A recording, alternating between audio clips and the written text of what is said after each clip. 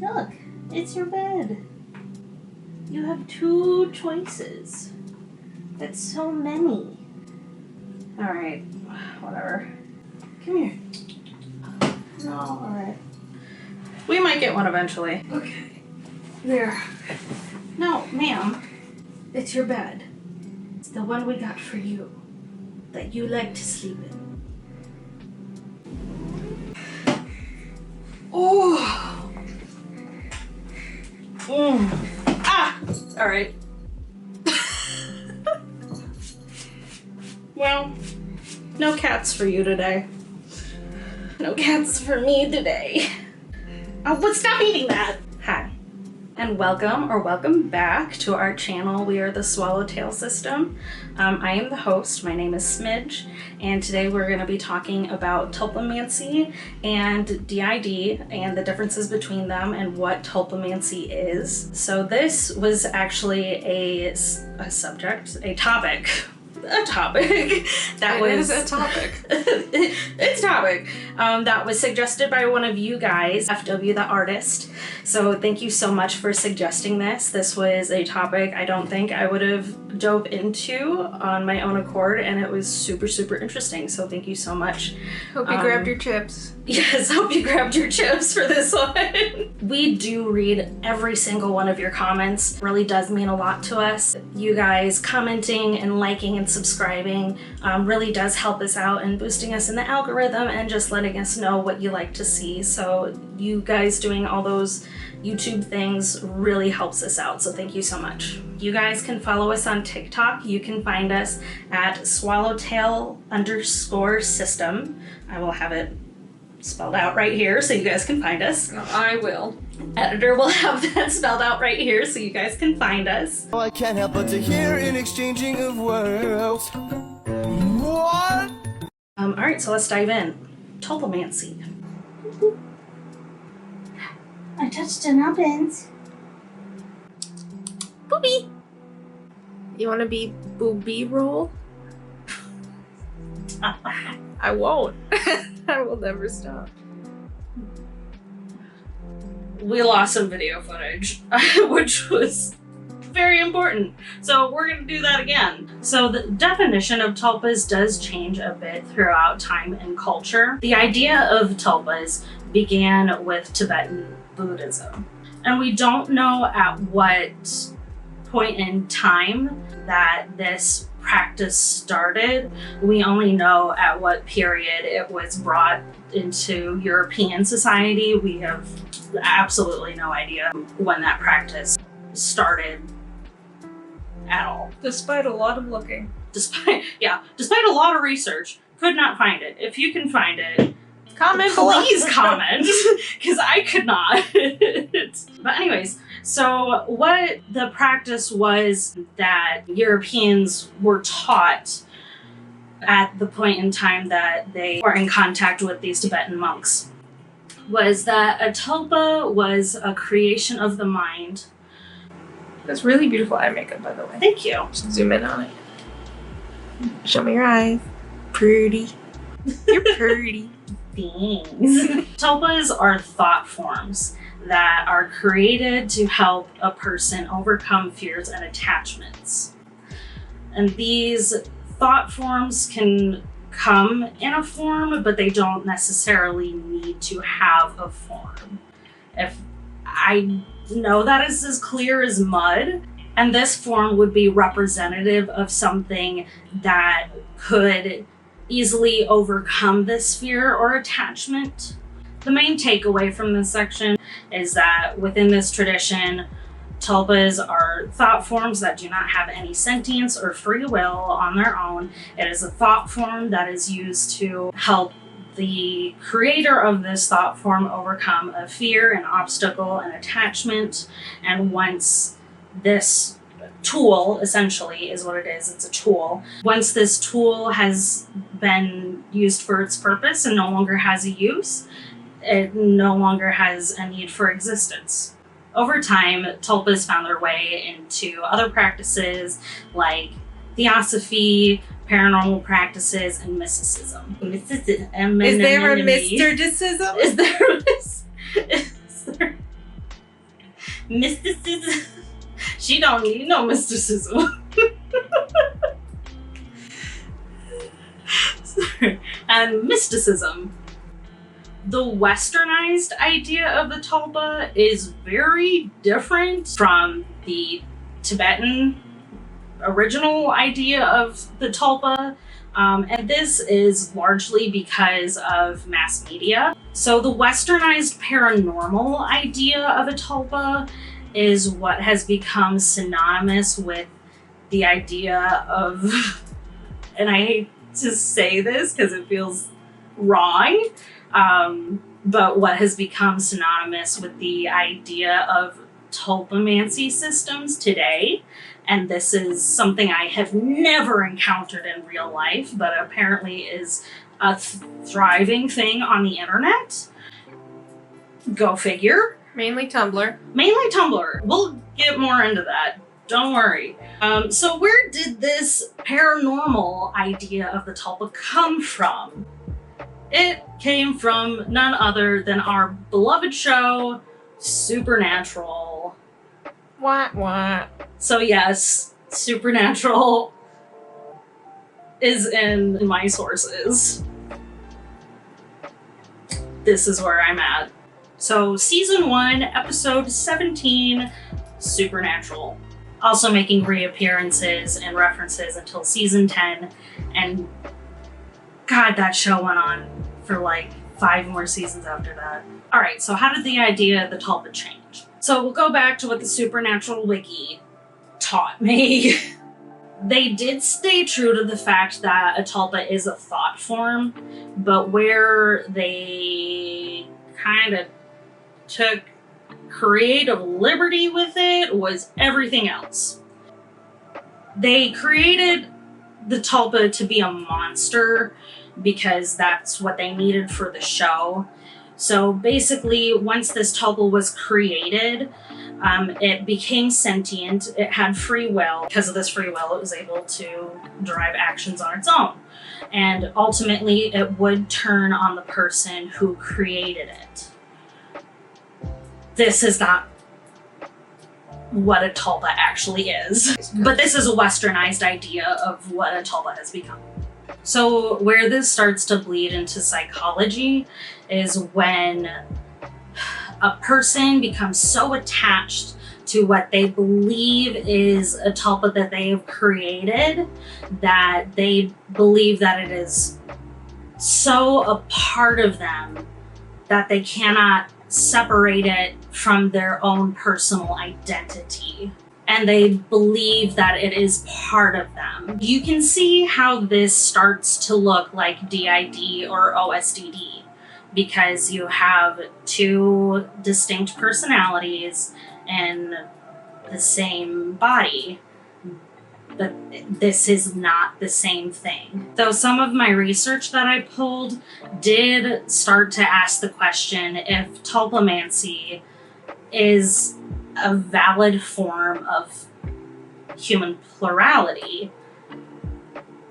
I'll be honest, I had a tough time with that, and I'm not sure really the validity of these papers, as I had to pay to read the entire paper. I didn't pay to read this paper. I was only able to read a small segment of it. So I'm not sure the validity of this paper, and this is the problem with, gatekeeping research and knowledge, but I won't get on my soapbox about that. But I will have it in my sources. If you have the money, I would encourage you to go check it out. Long story short, I don't know the validity of this author, what their research was like, but they were just asking the question, is tulpamancy a valid form of plurality? So then, of course, I had to ask the question, is tulpamancy a valid form of plurality, just as DID and OSDD are? And to do that, I had to go digging into my own research that I didn't have to pay for. So to do that, I did my best to try to get into the mind of somebody who does believe themselves to be a tulpamancy system or a tulpamancer. And so I decided to go onto Tumblr and to Reddit to find these tulpamancy blogs of people who call themselves tulpamancy systems, just to get into their mind a little bit. So to find out exactly what makes a tulpamancy system a system, I had to go straight to the source. And that source is a hell site I promised myself I was never going to go back to. And that hell site is www.tumblr.com, folks. So let's hop in. Yeah, some people never left. That's insane to me. You're offending them. Like Victor. Victor knows. So I'm not going to name any of the pages that I looked into for this. Just know that I am pulling this from sources from Tumblr and from Reddit. But for privacy's sake, I'm not going to name what those blog posts are, who those users are. So one word that came up a lot in this part of my research was endogenic, as in endogenic systems, and what that means in... Whoa. And what that means... Oh my... Glitch. Why are you being so mean? Get your little ass out of here. Alright, what endogenic means in this context is a system that has formed without any trauma. And just to nip this idea in the bud, there is no such thing as a legitimate system that is formed without any trauma. To be a DID or an OSD system, you have to have experienced severe and repeated trauma before the ages of 7 to 9. That is scientifically proven. That is in the requirements in the DSM-5. There is no contesting that. So I just want to put that out there. At the same time, we're not going to give any hate to anybody who identifies as an endogenic system, because there are legitimate systems out there who identify as endogenic, because some of those systems do not remember their trauma or are not in a place to accept their trauma, and therefore it is healthier for them to identify as endogenic. And either way, it is not our place to fake claim anybody, and it is not our place to hate on anybody, especially on the internet. We don't hate here. That is not what we do.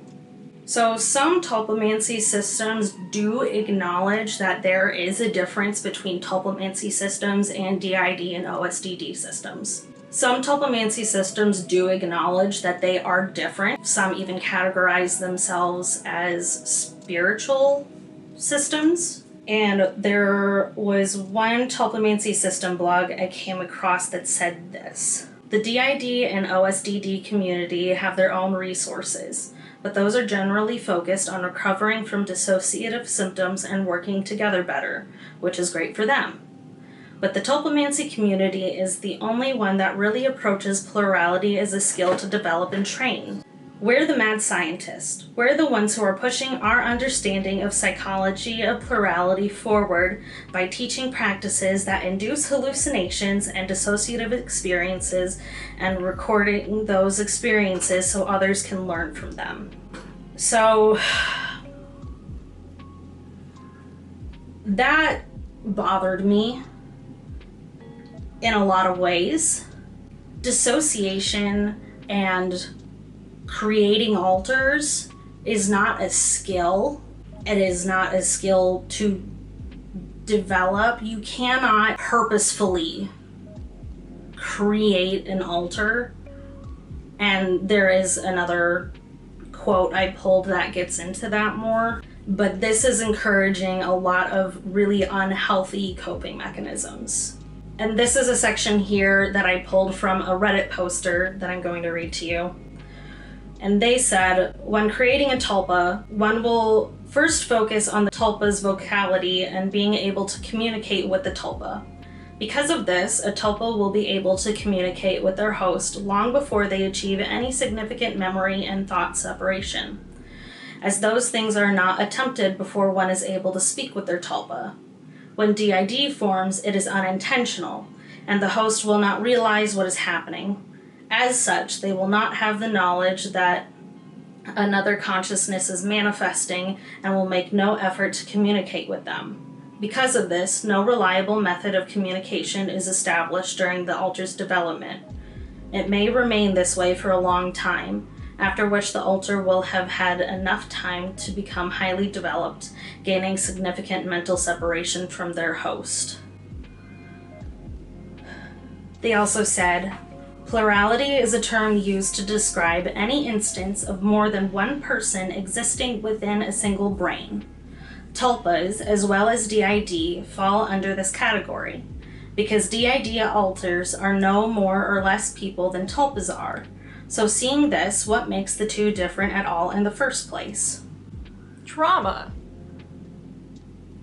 We'll get there. So all of this is a lot to unpack. But first let's answer that question. What makes the two different at all in the first place? Yes, trauma. DID and OSDD are traumagenic developmental disorders that are both recognized by the DSM-5. And what I have to say about tulpamancy from this point out is completely my opinion and may ruffle some feathers if you are a tulpamancer or a tulpamancy system. But I have, again, it is my own opinion, and the reason I have my beliefs is because of the things that make those ideas dangerous to the DID and OSDD community. So I just want to make this clear from this point out. If you are in that realm of tulpamancy, it may upset you, but I will do it with the most respect as possible. And if you have any differing opinions and want to weigh in on that, I am more than happy to see those opinions in the comments, or if you agree with me as well. As long as all of those opinions are made respectfully, I would love to see those in the comments. I will give these tulpamancy systems props that a lot of them do make a clear distinction that there is a difference between them and the DID and OSDD community. I was pleasantly surprised to see that. But where they start to steer people wrong is when they start to talk about tulpas being just as real as people are, when they start to talk about tulpas having their own free will, that they are separate entities, that they have their own consciousness, and this, I'm sorry, but it's just not true. It is not scientifically possible, and I cannot stand behind something that cannot be backed by science, at least at this time. If I'm to be proven wrong in the future, then shame on me. But at this time, it is just causing too much harm and confusion to my community. I'm sorry, it makes me, I'm sorry if I do seem flustered, but it is because I am flustered, because it makes you angry. It does make me upset. Because if we look back at what original tulpas are, original tulpas were tools, were thought forms that were made for a temporary time, for a temporary purpose, that were under the control of the consciousness that made them. They were not a separate entity. They did not have a separate consciousness. Remember back when I said, think back to science class and how energy is made. It's not made out of thin air. Nice snap. Thank you. Selena coming around? I think Milo's around. That's not even how DID and OSDD alters are made. Our brains simply are not capable of creating a separate consciousness out of nowhere. DID is just putting amnesic walls between parts of ourselves that are already there. It's not creating a new personality out of nowhere. Again, the reason this upsets me so much is because DID and OSDD are still very stigmatized and very misunderstood and very complex. They're arguably the most complex defense mechanism that human brains are capable of. Okay, can only have sniffs. Can I have? Okay, can lick. It's spicy. It's just the skin. Dude. What doesn't kill you makes you live longer. She's staring at mine. She wanted. Mm-hmm. Okay. They're a defense mechanism that is created to deal with severe and repeated trauma that is being dealt with by a very young child. And this sect of tulpamancy, it feels like it's making a mockery of that.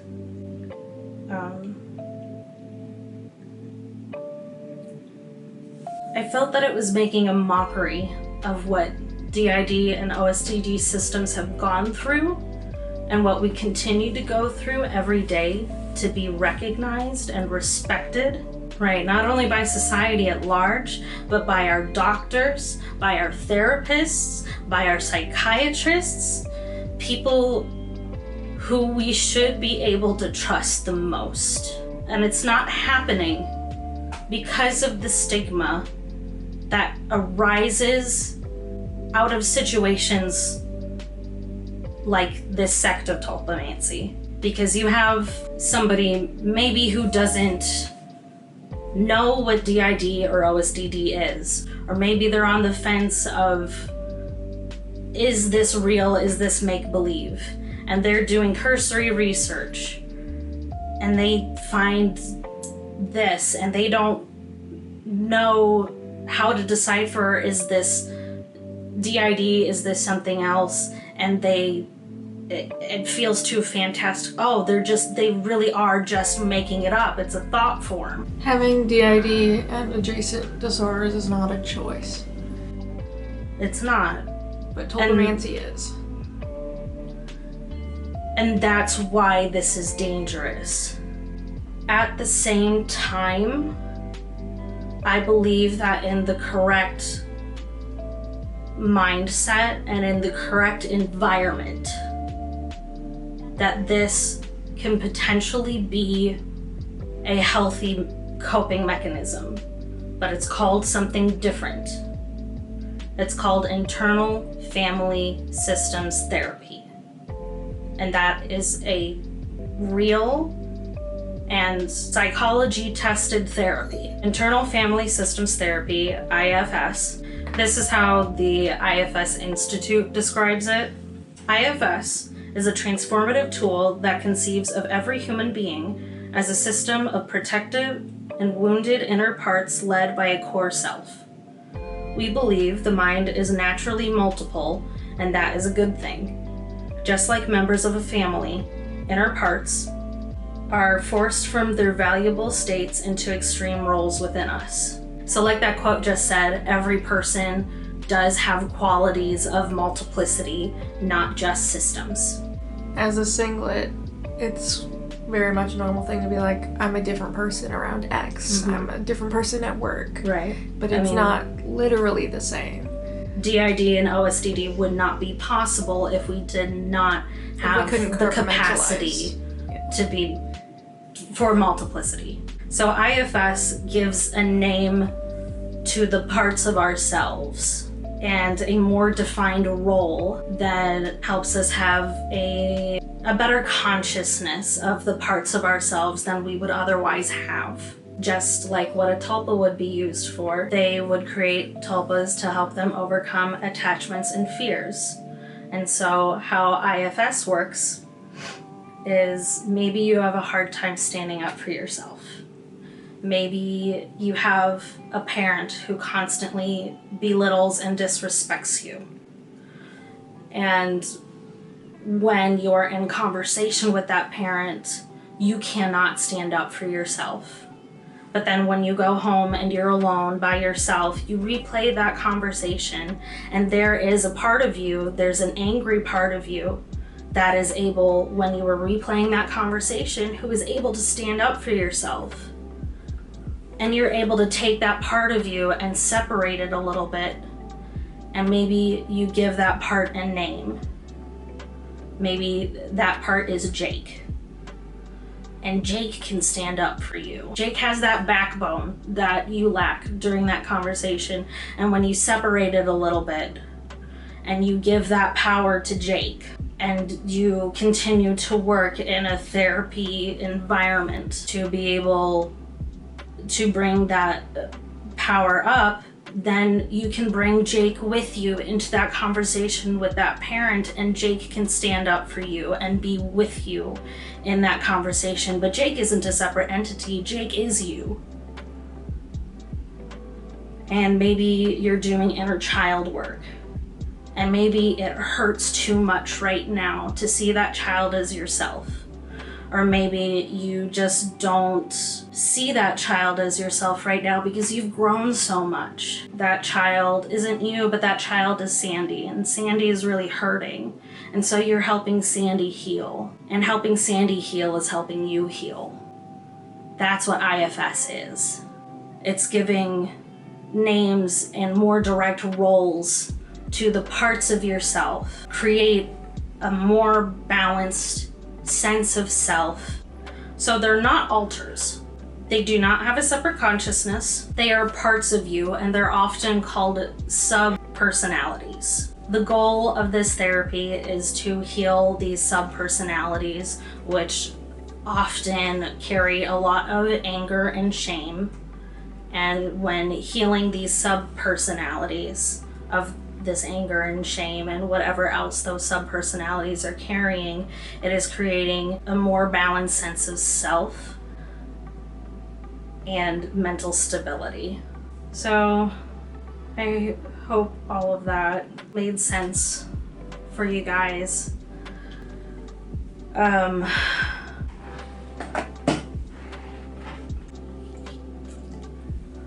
hope that all made sense for you. Also, really quick, I wanted to show you this anxiety bottle I made for myself.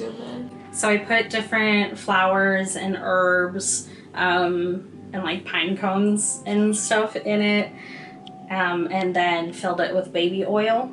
And so then when I'm feeling anxious, I can just kind of shake it up and watch all the different things swirling around in there. I can count, you know, the different flowers, name the flowers, the herbs, different things like that, and it kind of helps me calm down. So that is something that I have found has been really helpful for me since I've made it, and it's super easy to make.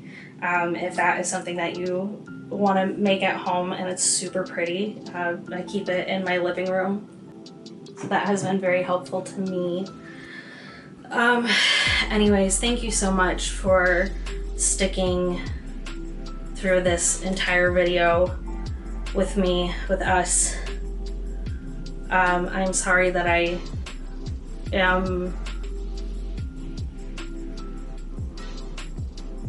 a bit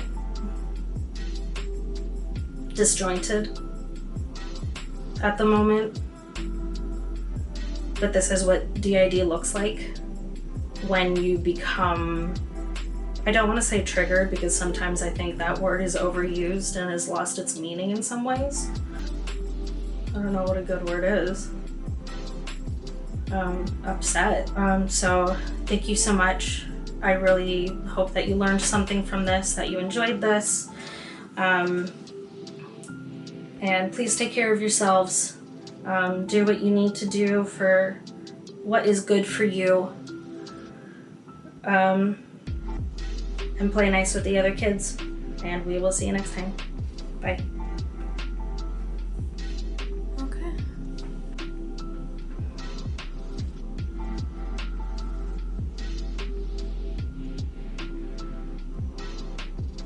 I think I don't want to be all like, I don't even know what the fucking word is. What is that word when people take stuff from other cultures? Appropriation. But it's like they've taken this thing, and I know in my research I know that like the Tibetans are like, yeah, like we don't care, which is fine, but the thing is the appropriation part about it is that they have taken it and they have turned it into something that it is not. Like using the word system. Right, I don't like that they use the word system. Yeah. And some of them are very aggressive. In some of the blogs that I was reading, very aggressive towards, I hate doing like the endogenic and the traumagenic system thing, but towards traumagenic, real systems. Yeah. It's hard to keep a train of thought right now.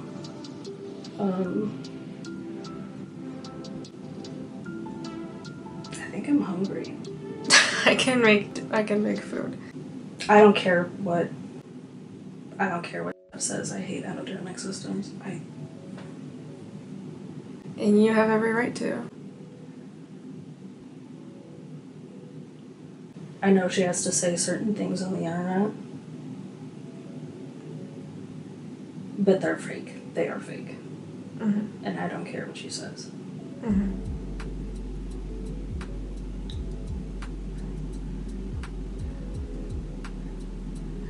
So food?